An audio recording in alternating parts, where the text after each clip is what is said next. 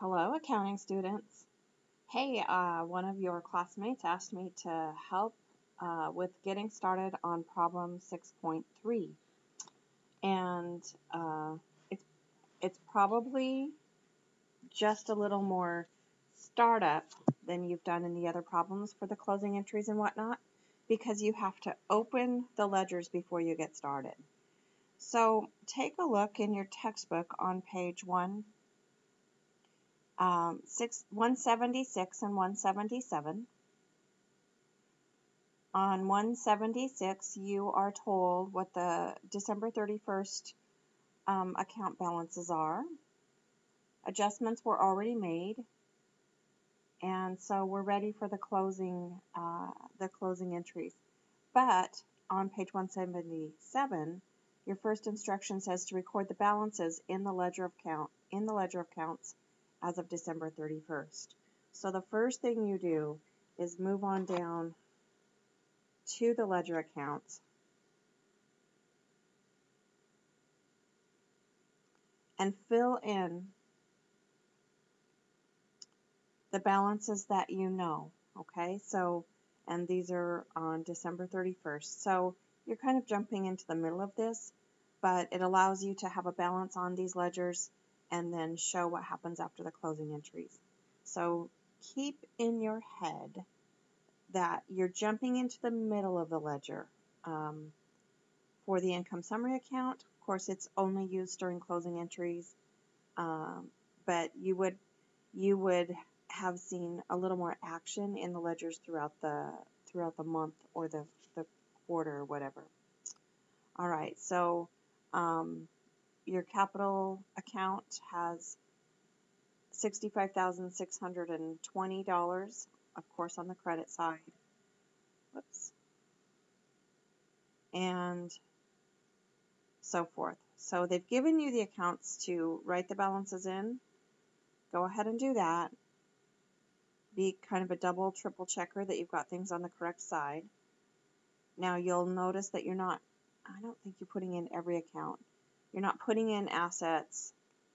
You're not putting in liabilities. And why?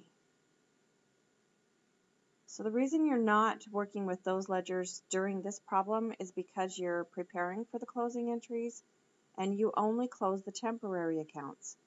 So you close fees income, you close expenses, and anything else that was used for a period of time, like the drawing account, and then the capital account gets affected. So that's why that's part of this problem.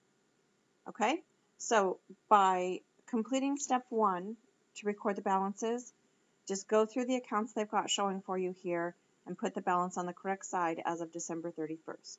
All right, step 2, journalize the closing entries in the general journal. So this is just like the exercise that I provided a video for a couple of days ago. The exercises and going through the steps of the closing entries. So you'll move back into the general journal. You'll put page 4 and you will complete steps 1, 2, 3, and 4. Remember that I suggested you use the review pages. I've got a copy of my chapter with me because I'm sitting in beautiful Phoenix as I create this video. But on page 171 of your textbook, I really like to follow the Learning Objective 6.1 summary. That just will walk you through the whole closing entries procedure. So use that to go through your closing entries.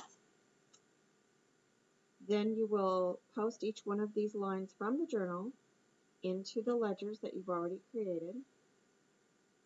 And then last, you'll create a post,